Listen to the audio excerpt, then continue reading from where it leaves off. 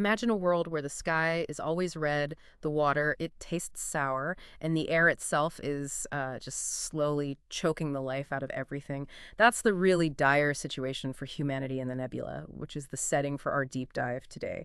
You've provided us with this stack of incredible sources. I mean, we've got personal accounts of daily life in these extreme conditions, scientific theories about black holes, new forms of life. It's pretty wild stuff. It really is. And what's truly compelling here, I think, is how human curiosity, just that sheer audacity of it, even when facing, existential dread, that becomes their only path forward. So our mission today is to unpack the most profound insights from these sources. We're tracing one individual's journey, someone starting from just unquestioning toil and becoming this unlikely catalyst for humanity's last desperate hope. So what does this all mean for us listening? It's a story that doesn't just challenge our ideas about survival. It fundamentally redefines what it means to be human and maybe what the universe itself is truly capable of. Let's begin our journey then on the belt. It's basically a chain of battered cabins orbiting this tiny iron star kernel. And this is where we meet Rees. For him, daily life is just this constant struggle against an increasingly harsh reality. We read about the sour, recycled water. He even shudders, apparently, wondering how many bodies it's passed through. Grim. Yeah. And the sky always getting redder, and this brutal 5G gravity that makes even simple tasks, well, utterly exhausting. And this environment is so profoundly alien compared to ours. It forces you to reconsider what normal even is. If we connect this to the bigger picture, it really highlights how rapidly humanity was forced to adapt. Some unknown event stranded them in what the sources call a billion-G universe. A billion Gs, it's hard to grasp. It is. Imagine gravity so strong that what we call a star is only miles across and can just poof, implode.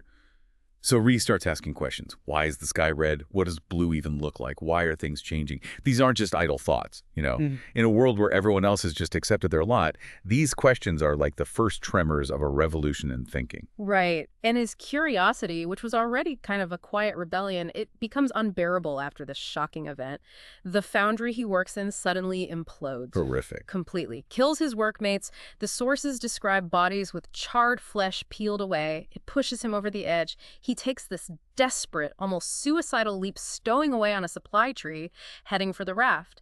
It's this legendary place that promises something more. He even loses his survival stash, this precious hoard of dried meat and water, when someone finds and just consumes it. A total loss. And the Raft. It represents this different, almost mythical level of existence, doesn't it? It's built from the remains of the original ship that brought humanity there, held up by thousands of trees, believe it or not, harnessed to the core.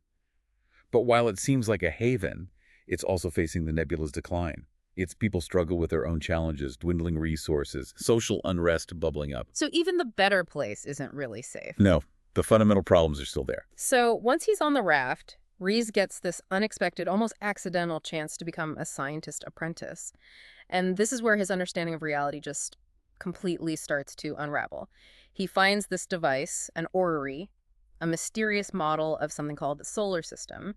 It describes a star 1,000,000 miles wide, planets miles wide, surface gravity of 1G. Which, from his perspective. Exactly. Coming from a place where stars are tiny and gravity crushes you, he understandably thinks it's complete garbage. And that's the central puzzle, isn't it? How can a star be 1,000,000 miles wide?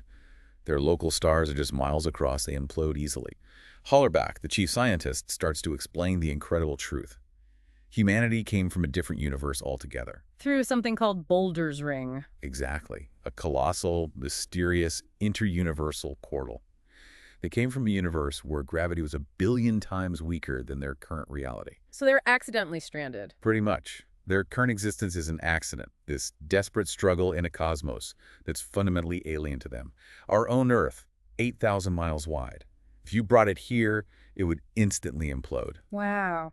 That's a total paradigm shift for Rees. And for us, really. It completely changes how you think about the fabric of existence itself. And while the scientific drama is playing out, we also see this growing social friction on the Raft. There are these discontents blaming the elite, especially the scientists, for the declining conditions. Food supplies are dwindling fast. Yeah, and there were hints of violence, too, like the attack on the Theater of Light, where these gravity dancers get hurled into the air. It's fueled by resentment, inequality. It seems like information was a big part of it, like the scientists knew things others didn't. Absolutely. That hoarding of knowledge by the scientist class created these stark divisions, those who understood versus those who didn't. The raft's whole social structure was fragile, dependent on cooperation, and it was threatened by this internal conflict just as much as the dying Nebula outside. Characters like Decker leading the discontented and Gover, this antagonistic former apprentice, they really embody that friction. Okay, so Reese's journey takes another sharp turn. He gets exiled back to the Belt after a revolution on the raft. Then, after a fight with this brutal miner named Roke, he ends up on one of these really mysterious, bony worldlets. The Bonies, yes. These places are, well, truly unsettling. They're made literally of bones and human skin. Yeah, the implication of cannibalism is strong, driven by just extreme scarcity. Their philosophy is basically nothing is wasted. Grim stuff. It's shocking, a testament to how far people can be pushed to survive. And yet what's really fascinating here is how these Bonies, despite this grim existence, have developed these unique, highly adapted survival strategies. They trade salvage iron for vital food, and they possess this surprising, almost intuitive knowledge of the nebula's deeper workings, including its unique airborne life forms. Which is different from the scientists. Very different. The scientists relied almost exclusively on these ancient, often irrelevant, printouts from their old universe. It shows how different environments foster completely different kinds of knowledge.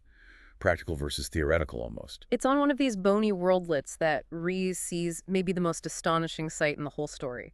The giant whales. These massive creatures swimming through the nebula air. Yeah, somehow lured by the Bonies' haunting songs. And in this act of just pure desperation and overwhelming curiosity, after a brutal struggle, he manages to get inside one. And this is absolutely pivotal for the story, for humanity's understanding. Everything changes here. Rees discovers these whales aren't just drifting randomly. They're consciously using the nebula's central core, which turns out to be a black hole. A black hole? Yes. They use it for a gravitational slingshot maneuver. They pick up angular momentum, gain enough energy to actually leave the dying nebula and migrate to new ones. So like spacefaring whales moving between nebulae. Exactly. Yeah. And this discovery directly connects to Hollerbach's theory of gravitic chemistry. Right, the idea that gravity itself can form bonds in extreme conditions. Precisely. Instead of electromagnetic forces, gravity does the work. And this theory also predicted the existence of gravitic peoples living on the core itself. Organisms adapted to gravitational conditions so extreme our planet would just vanish instantly. Life on a black hole's accretion disk, essentially. Or perhaps even closer, within the extreme tidal forces. It radically challenges our whole concept of what life can even be. Okay, so armed with this incredible universe-changing knowledge, Rees, even after another run-in with Gover and Decker, manages to get back to the raft. He reveals his findings to Hollerbach and Decker, who's now the raft's new leader after the revolution. And the solution, however impossible it seems, starts to form. Humanity has to emulate the whales. They need to use the bridge, the core of the original ship, as their escape vehicle. But then the immediate question is how?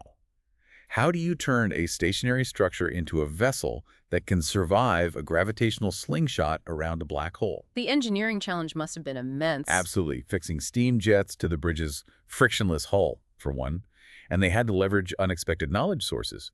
Even the moles, these ancient mining machines, astonishingly still held complex orbital calculations needed for this kind of maneuver. And Rees's time with the Bonies. Crucial. Their intuitive grasp of orbital dynamics, which Rees absorbed, became surprisingly vital. It just shows knowledge can come from the most unexpected places. But then, the most agonizing choice emerges, one that would tear any society apart. The bridge is only about 100 yards long. It's far too small to save everyone on the raft. So a list has to be drawn up, deciding who gets a chance to escape and who gets left behind to face the nebula's end. Imagine having to make that decision. It delves into these incredibly complex ethical and social dimensions of survival, doesn't it?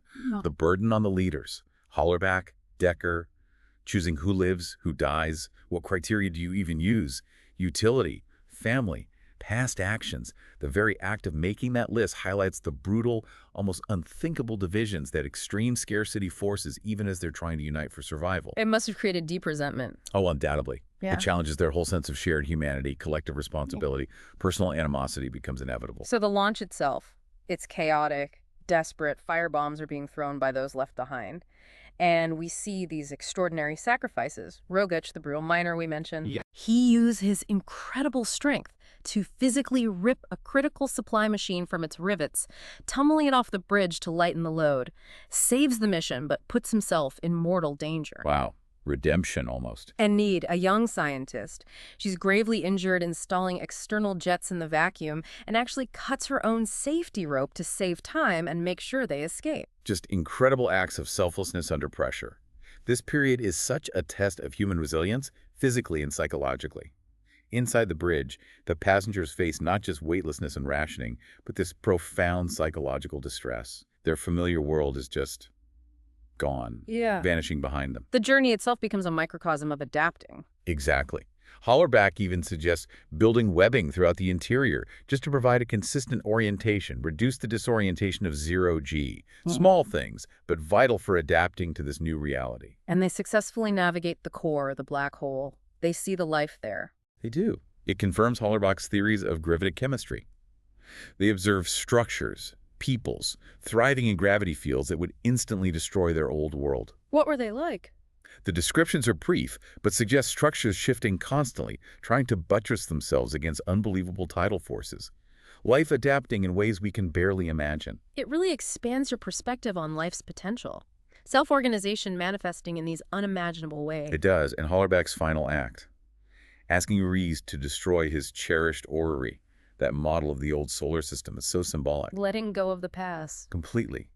Rejecting a past universe that no longer serves them, releasing those nostalgic ties, embracing their new reality as creatures of this new, strange cosmos, shedding their old understanding. So the bridge eventually arrives. A new home. A new nebula. With the blue sky.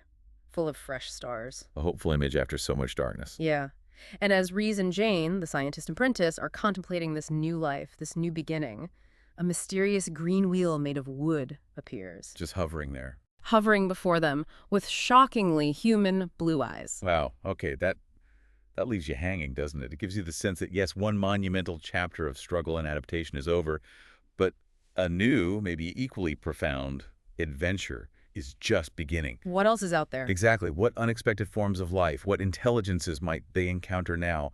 How will humanity itself continue to evolve, facing entirely new challenges in a reality that's far stranger than anything they could have conceived? So from that grim struggle on the belt all the way to discovering internebular whale migration, Yeah. this deep dive has taken us on an incredible journey. Human resilience, scientific breakthroughs, just the raw will to survive against impossible odds. It's a powerful reminder, I think, that curiosity, critical thinking, that willingness to question everything, even your most cherished beliefs about how the universe works, they aren't just academic exercises, they're vital tools for navigating a really uncertain future. And sometimes the most profound answers, like Rees found, come from those unexpected places. From bonies, from whales, not just from old printouts. So as you reflect on this journey, maybe consider this. This story really asks us to unlearn our most fundamental understanding of reality. What if our universe is just one possibility among many? And what deeply held scientific facts or assumptions might actually be blinding us to what's truly possible out there, or even right here? How might your own most basic assumptions about the world be holding you back from a monumental discovery?